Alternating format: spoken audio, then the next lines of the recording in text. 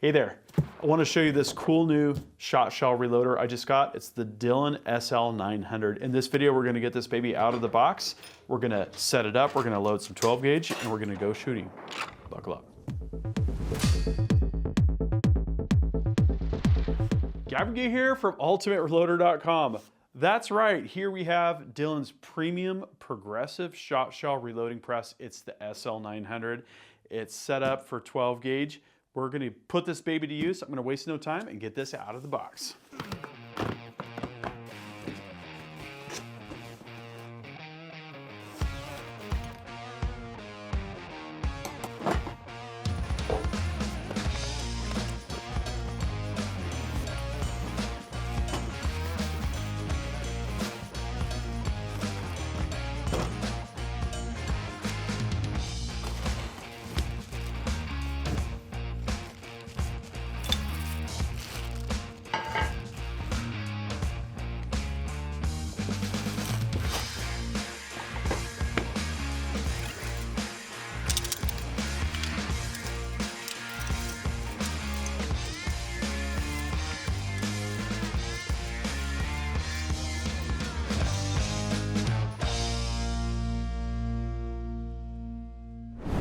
So this is the contents of the box for the SL900 12 gauge configuration. I should note, we'll get to this in just a moment. We've got, which is purchased separately, the case feed bowl and the case feed plate for 12 gauge there. Okay, so just keep in mind if you do order an SL900 that you'll need to think about ordering the case feed bowl and the case feed plate if that's a configuration that you want to run. Here's what we've got in this box. You know, it's been really fun to see this because I've worked with Dillon Precision equipment for a number of years, but I've never seen this press. I've never worked with this press on the Shotshell side, and it is impressive. So of course we've got the press itself. It appears to be fully set up, and there's even a test shell here that was run through the machine, I presume. We've got some stuff for case feed here, the support for the case feed bowl. This is the drop tube for the holes as they enter the machine. The completed shells will go down this deflection chute there and go into the completed, I guess you don't really call it cartridge, do the completed shell bin? I think that's what we're going to call this. A little bit different, thinking in Shotshell terms. It also comes with the strong mount plates. We're not actually going to use that for this particular setup because we've got an inline fabrication quick exchange top plate that they sent us, and we'll go ahead and use that. Our hold down clamps for the bench are optimized for that. But just know, mount is included, which is awesome. Roller handle, powder measure, return, and associated stop. We've also got, I believe this is for, I'll have to see what this is for. I'm not sure exactly. I'm still working my way through the manual. And then we've got these bosses, which are for mounting the support poles for the shot system and the case feed system. A whole bag of hardware here and additional hardware. I believe that's for mounting through the bench with the strong mount. Allen keys for everything. Some extra parts. I think there's different crimping dies and inserts for the crimping station there. And then we've got the shot system. So there's this kind of like clear rubber tube, and we've got different connectors and clips and clamps, return rod, all for the shot delivery system. This is the support pole for the shot reservoir, which is here. And then we've got the owner's manual, which in typical Dillon fashion is very complete and exhaustive. Whew, that's a lot of stuff. So I'm going to take a moment, I'm going to consolidate this stuff on the bench, get my ultra mount put in place, get the plate mounted to the press, get the press mounted, and then we'll walk through all of the preliminary setup steps up to the point where we need case feed, and then we'll take a look at what's in that second box and put it all together. This is going to be fun. I'm going to get to it.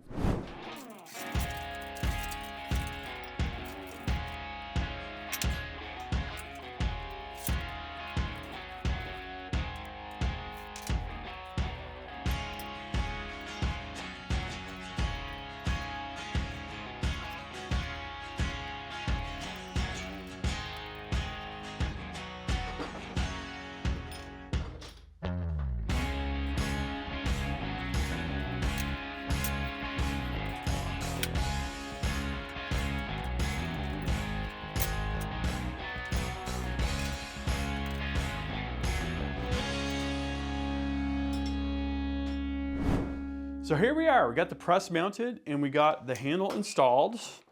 Everything is working well. It was merely a matter of taking this quick change top plate from inline fabrication, bolting it together with the included hardware.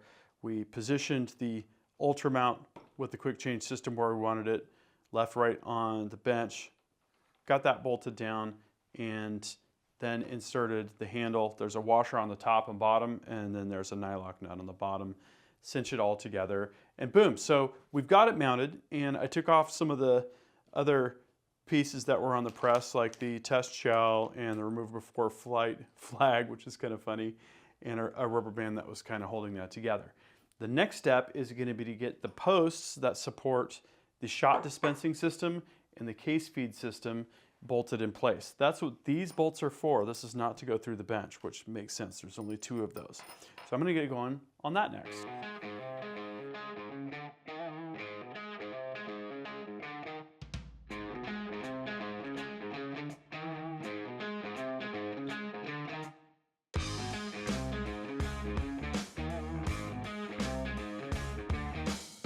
Okay, so we got the 2 posts mounted.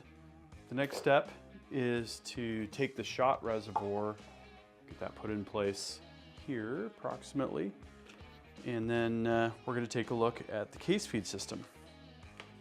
So I'm going to get that box out and we'll get that set on its post.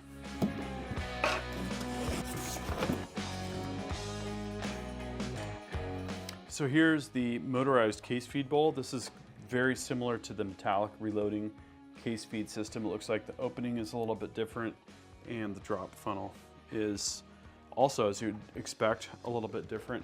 So let's get this set where this needs to go.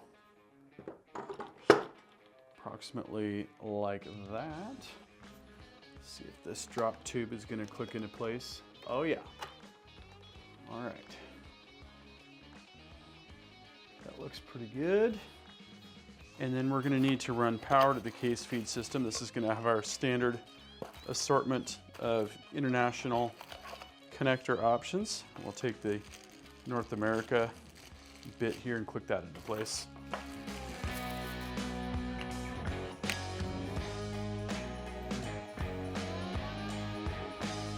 Plug in our power, give it a quick test.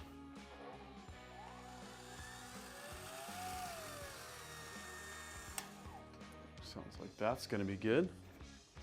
And then we've got our SL900 12 gauge shell plate.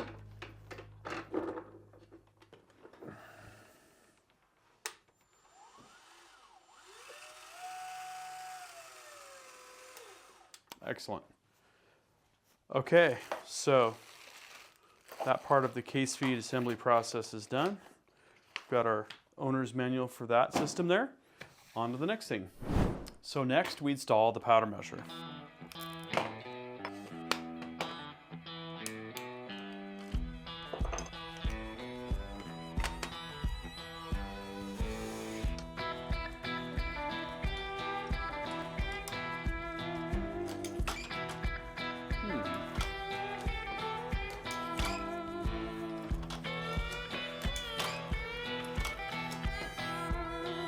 So installing the powder measure, really easy. You loosen the 2 clamp screws, slide it down over the top of the powder die, get those finger tight, and then drop the return rod down, clip in the plastic boss under the cutout at the bottom, and then when you like how it's working, and you can tighten up these screws here that clamp the powder measure reservoir assembly to the powder die.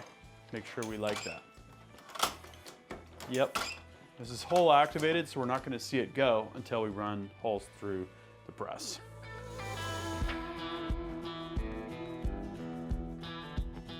Okay, so next we put together the shot delivery system. This flexible rubber hose is going to be connected to these connectors, and we're going to have clamps clamping the rubber hose to the connectors, and then these clips clip the connectors into place up on the shot reservoir and down on the lower station there.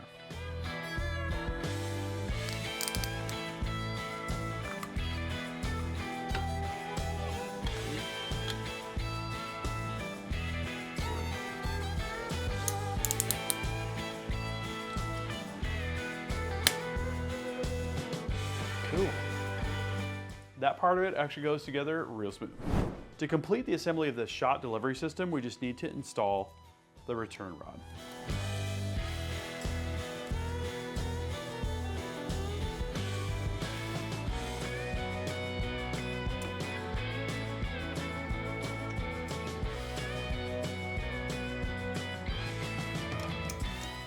We just want to make sure we have a little bit of spring compression when we're down at the very bottom of the stroke of the priming actuation. Good to go. Then we click the spent primer cup into place.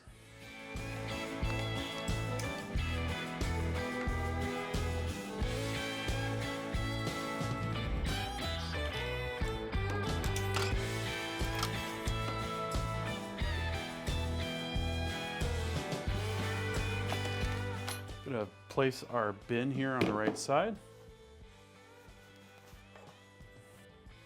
And then the complete shell chute is just gonna clip into place on the press frame and sit right by the bin. How simple is that?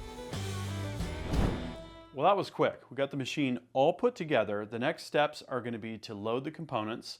We've got shot, we've got powder, and we've got hulls up here, and we've got wads that we're gonna set aside in another bin, and then run some holes through and check the factory settings, see if there's anything that we need to adjust with the powder charge and with any of the other settings. And if all goes well, we're gonna be loading shot shells real soon. Okay, so I'm gonna load components, but before I do that, let's go over the actual loads. We're using Hodgdon International, and we're using Winchester AA wads. So I'm looking at the load data here for a 1 1/8 ounce shot load. That's going to be 19.2 grains of the International powder. So we'll get to that in just a moment. I'm going to start by loading primers. And on this machine, this is a simple process. We're going to put this kind of face down and get the cardboard out of the way. Make sure that we're up at the right level there. That looks legit, I would say. We can lift. There we go. I think I almost did that correctly. First try. Lift the plastic out of the way. And then we're going to be able to open the floodgates, as it were. And it looks like things settled down into place. Next, I'm going to fill up the powder reservoir and the shot reservoir.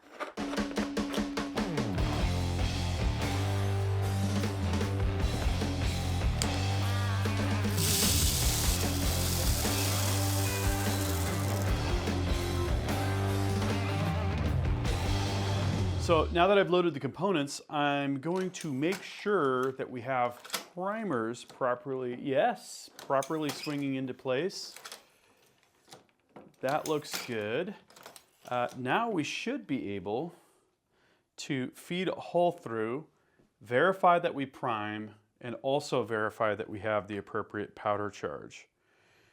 So I don't want to assume the weight of the primer, and that means I need to do the priming first. So I'm going to go ahead and see how this is going to index. Okay, there we go. All right, so we have fed the hull. Now let's go ahead and size it.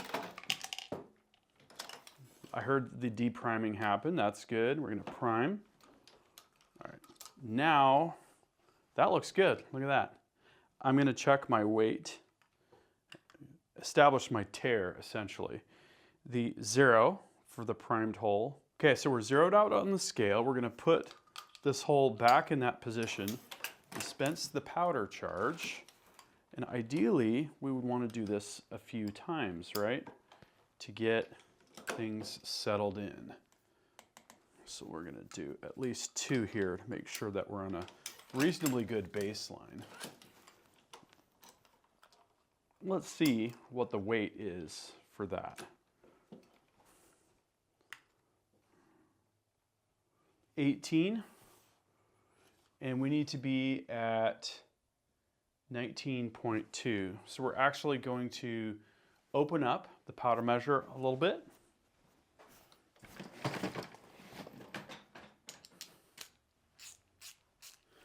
So let's go ahead and give that a little bit of a tighten, see if we can bring that up to the appropriate powder charge.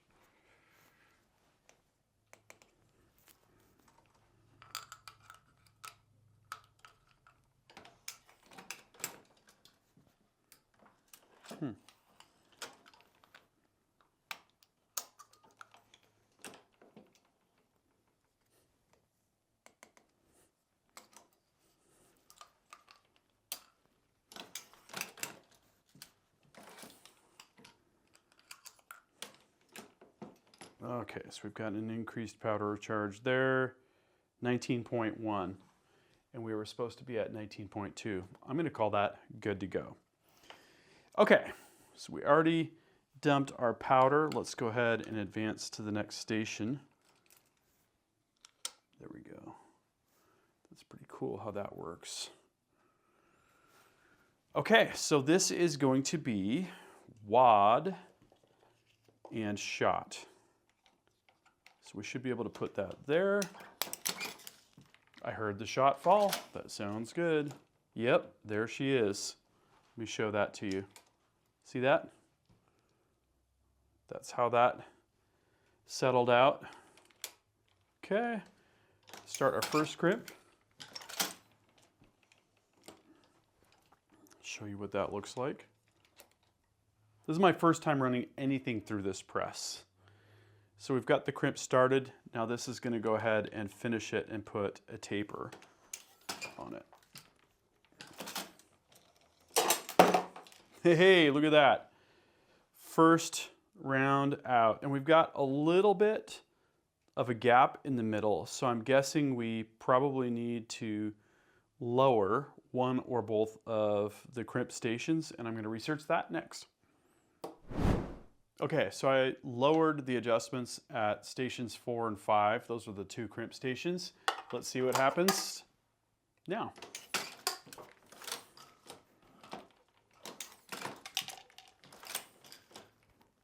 There we go.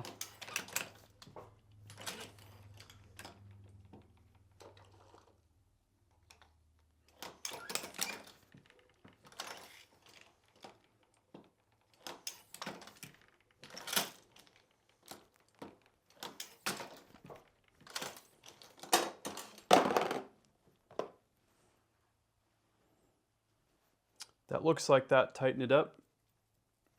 That looks good. Okay, so with components loaded, including our holes, we've got the case feed system turned on, we're all full up. Let's go ahead and run up the machine. So the first thing that's going to happen is the hole goes into station number 1, where it's sized. Goes into station number 2, where it is primed. Then at the top of the stroke, we're going to feed powder. And then, okay, we got our holes are coming into place there. Once we get to station number 3, we're going to want to feed the wad into the wad holder. It's going to go ahead and dispense our shot. And now every time we're going to feed one of these holes there. Wad rather. Okay. So there we go.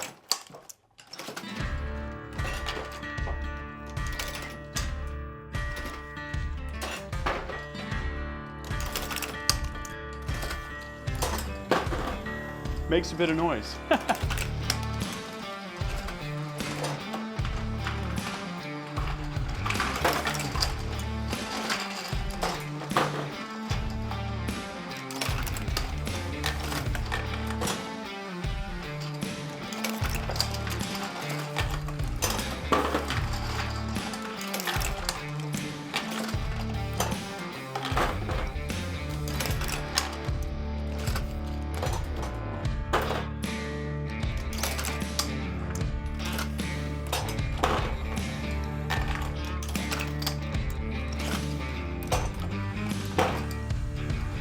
All right, so I've loaded enough now where I feel like I want to test some shells in my shotgun and make sure that the load is going to perform well, and then I'm going to come back and I'll load some more.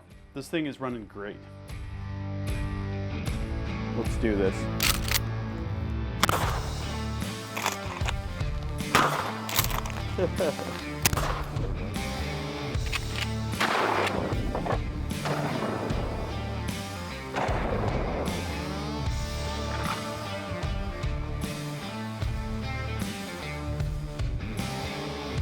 So it's always fun to blow stuff up.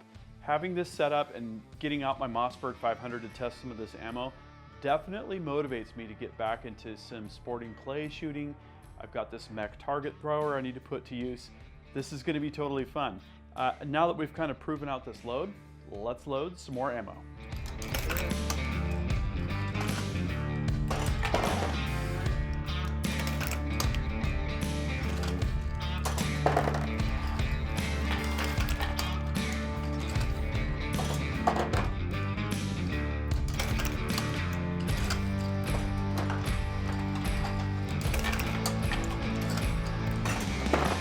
All right, so the SL900 works as good as I had hoped. When I saw the pictures of it, I thought, wow, that is a cool machine.